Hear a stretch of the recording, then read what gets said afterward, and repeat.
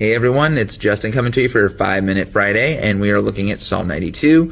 So we'll just dive right in. I love this psalm because it just reminds me of so many songs I've heard, and it's a Shabbat psalm. Shabbat's all about, worship and rest in our Creator. So I'm just thrilled that this is the psalm that we're doing this week. So verse 2 says, "It is good to praise the Lord and make music to your name, to declare your love in the morning and your faithfulness at night, with a 10-stringed harp with resounding music on the lyre."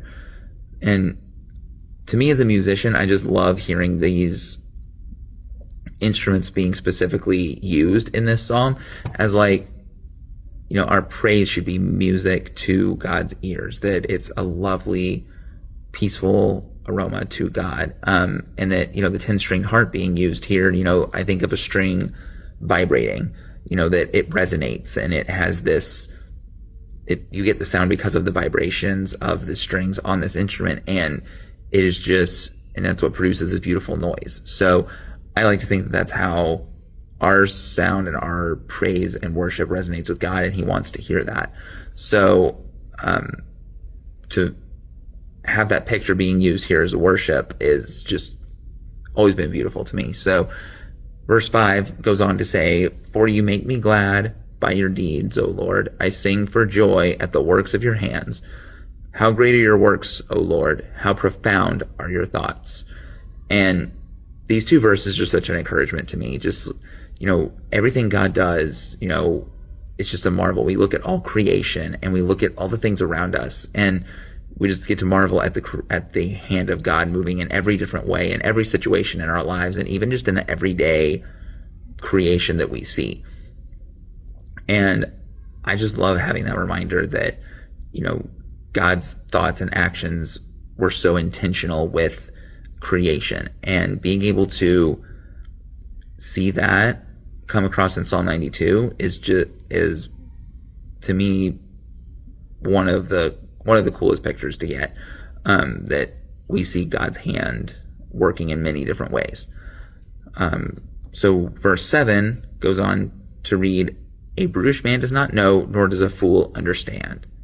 Though the wicked spring up like grass and all evildoers flourish, it is only to be ruined forever." And I think this gives us perspective of, even though it may seem like evil is prospering, that people who are not of God are prospering, maybe people who do bad things or something like that. All of the evil that happens in the world only is temporary, and that its ultimate purpose is to be ruined forever. And I have a t-shirt that reminds me of this. It says, when the enemy brings up your past, remind him of the future. And that's what makes me think of this is, the evil of the world is only to be destroyed, that God will ultimately right every wrong. And again, more encouragement for us as believers. So moving on with verse 9, "But you, O Lord, are exalted forever.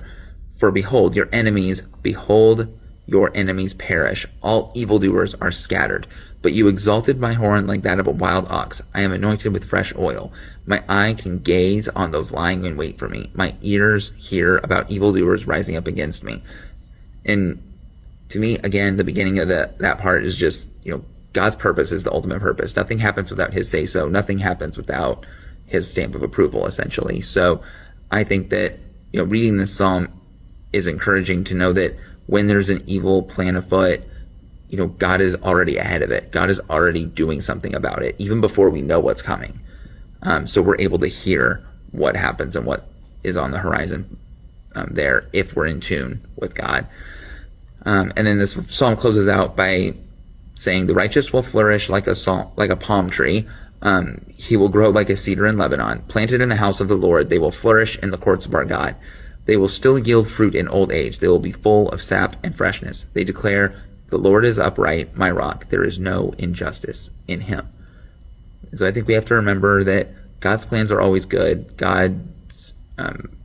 May not be that, it doesn't mean that everything in our life will always go right, but it does mean that God's plans are ultimately just and upright, and there is a purpose for the path that He has set us on. So hope that encouraged you a little bit today. Happy Friday. Shabbat Shalom. See you guys later.